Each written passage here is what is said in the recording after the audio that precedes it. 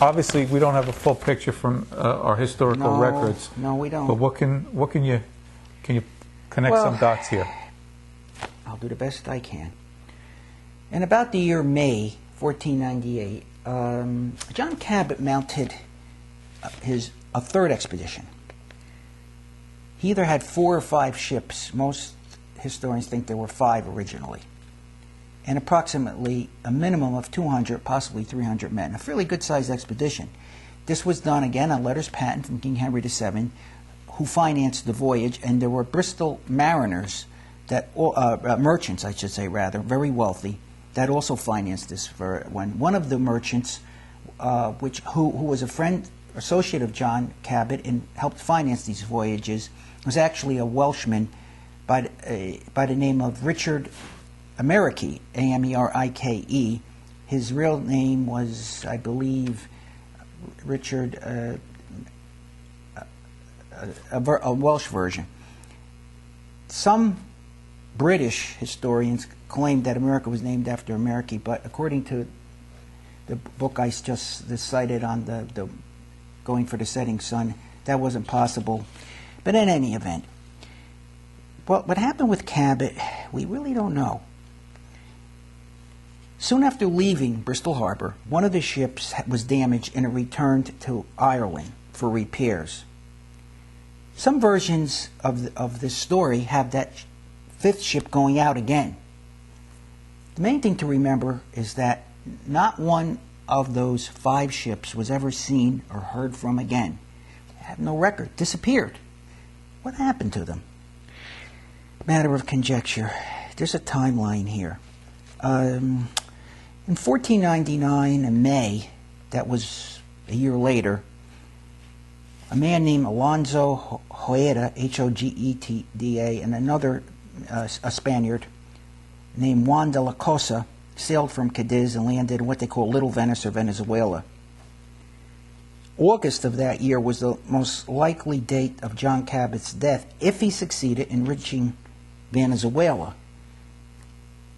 The theory is he may have reached the North American coast, gone down the coast all the way past Florida into the Caribbean to Venezuela. Now, there is a map, I believe the map of Juan de la Cosa, which is in one of these books, I think it's here and in there, which shows on the map little British, or not, it was English at that time, flags going along the coast of North America indicating Cabot's discoveries, and Spanish flags in the area where Columbus made landfall in the Caribbean. Well, the exact whereabouts of Cabot and his men, unknown. His pension that he got from King Henry VII, he got 10 pounds incidentally as a gift from the second voyage, was 20 pounds a year. At that time it was quite a bit of money. Was paid until 1499 to his wife or widow Matea and stopped. May have thought he was dead by that time. Now,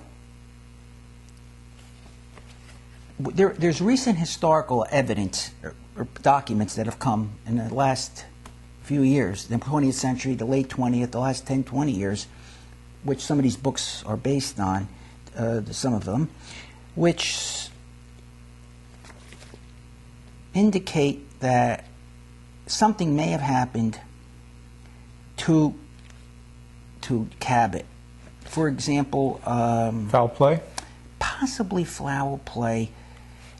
In 1501, in May of that year, there was a Spanish explorer.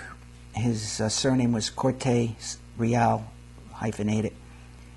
Went into the Americas. He met friendly natives in Nova Scotia, and they showed him a broken sword and Venetian silver earrings. It was a sword hilt of Italian origin. In June of that year, Juan Ojeda was awarded a license by the Spanish monarch to, in quote, this is interesting because this shows maybe a smoking gun, quote, translated, for the stopping of the English. What does the stopping of the English mean? There's another piece of information here. Cabot and his expedition never heard from again. This is from Wikipedia. One theory includes Brian Ott, O-T-T-E, captain of the Spanish Naval Armada at the time. Ott would not have been a Spaniard, but he was working for Spain. At that time, mariners worked for wherever they could get business. He may have engaged John Cabot at sea under strict orders from Queen Isabella, and possibly John Cabot and his crew were killed, the ship sunk, all their ships, by the Spanish Armada. We just don't know. Well, It's a mystery. There's, incidentally, there's information. another theory, too. Yes. There's information that we don't know, but what we do know is that he was a supremely talented navigator, a man of action, a man who